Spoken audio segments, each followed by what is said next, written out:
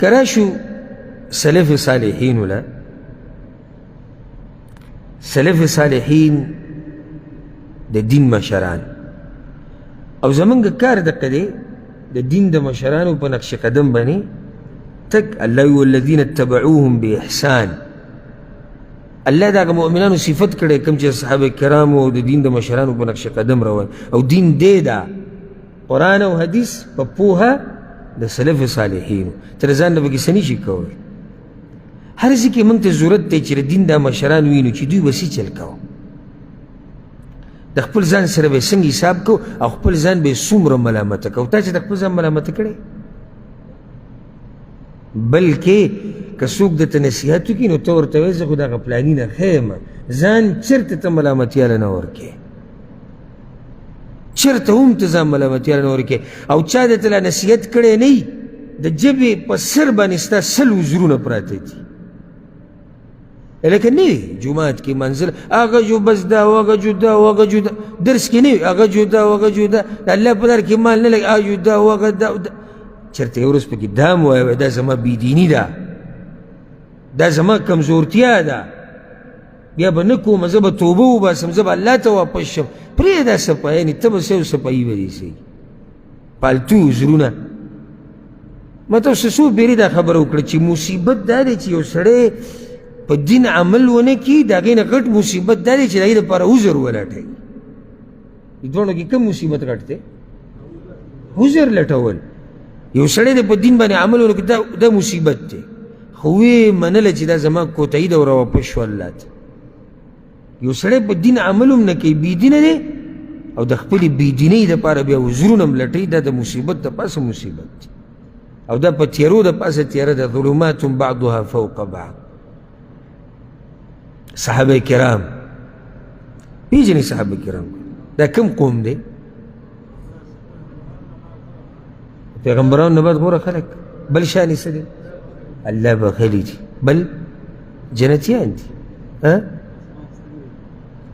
ستوري دي یو روایت کې دي سره اگر که سند کې کلام شته چې دا ستوري دي او د دوی تابعداري کوي پیغمبر صلی الله علیه وسلم او بیا داسې بې شماره فضایل دي یو قوم چې د هغوی په باره کې الله وایي لقد رضي الله عن المؤمنين إذ يبايعونك تحت الشجرة وبذلك الله رضي الله عنهم ورضوا عنه وبذلك الله لقد تاب الله على النبي والمهاجرين والأنصار الله ما دا بخلی دی زدوی نرازیم ما دوی توبه قبولی کری دا قوم دی ابو بکر صدیق رضی اللہ بیا دی دا صحابه کرامو سردار دی دی دا صحابه کرامو سردار دی مشر صحابی عمر بن خطاب رضی اللہ عنہ دی ورځ په مجلس کې ناسو خبرې کولی وی ابو بکر صدیق رضی اللہ عنہ دوی منځ کې څه خبرې وشوې نو ابو بکر صدیق رضی الله عنه د خپله جبه راوویسته چې په لاس کې ونیوه وی دې زه په ډېرو ځایونو کې چې دی نو کمزوری کړی به یعنې اقرار د کمزورتیا کوي حالانکې دا څوک دی ګورئ کوم اوچت انسان دی خو وی دې جبې د لاسه زه څو ځایونو کې ښویېدلی یم تا چېرته خپل ځان ته داسې نسبت کړی چې دې جبې د لاسه په دې جبه تا څو پیرې دومره خبرې کړي چې هغه د الله شریعت خلاف وي چې دا سوچ دې کړی د ابوبکر صدیق دی عمر بن خطاب رضی الله عنه انس بن مالک وی یو پیر راووتو امیر المؤمنین عمر بن خطاب رضی الله عنه وی زه ورسره روان شو یو باغ راغی مدینه کې نو دی وی دې باغ ته ورننوتو او زه بهر وی صبر نو په منځ کې دیوالو د باغ ده وی ما واوریدو دنه لګیا د ځان سره وی چې امیر المؤمنین والله لتتقين الله او ليعذبنك امير المؤمنين دا الله نه ویریږه ګونې داسې عذاب بدله الله درکړي چې یاد به یې ساتي دا دی ځان ته وایي.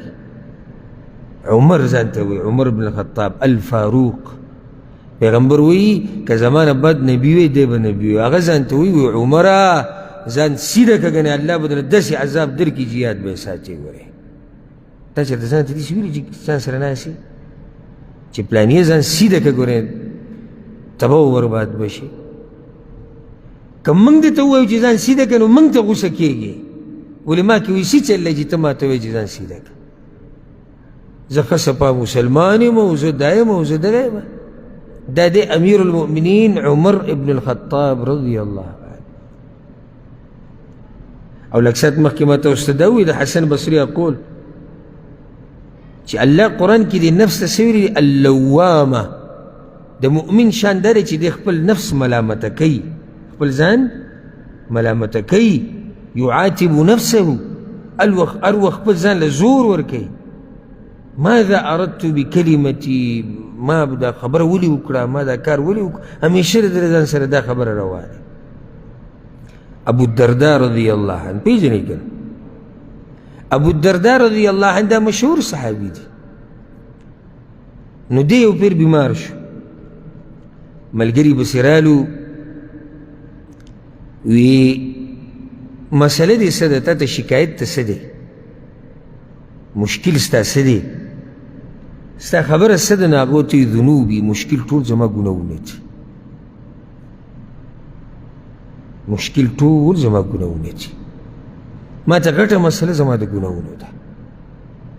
زما غټه بیماري هغه هم دقه ده چې زما ټول سوچ او فکر د خپلو ګناهونو سره دی. نو هغه ورته څه غواړي؟ وي جنت غواړم. دا دی ابو الدرداء رضی الله عنه. د دا ونه وي چې ګوره زه د پیغمبر سره پاتې شوی یم وي او پاتې شوی دی او جنتي دی، شک پکې نشتی. خو دی هم په ځان یېرېږي او خپل ګناهونه رایادوي. زما او ستا خو د جنت او د جهنم هم پته نه لګي، زما او ستا خو د آخرې خاتمې هم پته نه لګي. چېرته تا دا ویلي چې زما د غټه مشکل زما د ګناهونو دی؟ که تا نه مې تپوس وکړي چې ستا غټ مشکل څه دی، ته به راته اوس دنیوي حساب کتاب شروع کړي چې غټ مشکل ټول زما د مال دی او زما د پیسو دی او زما دا دی او زما دغه دی. اسماء بنت ابي بکر رضی الله عنهما، دا اسماء د ابوبکر صدیق لور په سر باندې در لاګی. په سر یې یو ورځ وی په سر باندې در لاګی او په دې سر باندې لاس کېښود. وی بذنبي، دا م وی زما د ګناهونو د لاس. او زمونږ خو وایي الله اکبر د دې عوامو د بس خبرې یاره وایي چې ګوره څه ګناه به یې کړي چې الله راګیر کړی، څه ګناه به یې کړي، ته به وایي چې دا د ګناهونو نه صفا دی. او اسماء رضی الله عنها د صحابي لور، د صحابي ښځه، د صحابي مور او د پیغمبر خینه، هغه وی د ګناه د لاسه دي، دا وی زما د ګناهونو د لاسه دي. عمر بن الخطاب رضی الله عنه کله چې ابو لؤلؤ خبیث د سحر په منځ کې په هغه باندې ګزارونه وکړو، ملګرو اوچت کړو، کور ته یې ویوړو، زنکدنې او طبیب یې وله راوستو، ډاکټر یې وله راوستو، خو څه لار نه وه ځکه چې خېټه ټوله د هغه سوری شوې وه، شلېدلې وه. نو د زوی عبدالله د هغه دا سر په دې خپله غېږه کې ایښودی. پلار دی، زنکدنې دی، سخته ده، بل امیر المؤمنین دی. نو دې زوی ته یې وکتو په دغه بیمارۍ کې، په دغه زنکدن کې، وی ضعه لا ام لک، کېده زما دا سر په دې خاورو کې، مور دې بوره شوې، کېده زما دا سر په دې خاورو کې. نو هغه ورته ویې پلاره ولې؟ وی کېده دا سر زما په دې خاورو کې، که د دې د لاسه راباندې د الله رحم راشي او زما دا ګیره او زما دا ویښته په دې خاورو کې لت پت شوي، وی تبعی ده ویلی زما د پاره تبعی ده که نن زما رب په ما باندې رحم ونه کو. او دا د عمر بن الخطاب رضی الله عنه. چېرته ته دا سوچ کړی چېرې زه به تباه شم که الله زه ونه بخلم، زه خو به تباه شم که الله زه راګیر کړم، زه خو به تباه شم که الله زما نه تپوس وکړي چې ولې.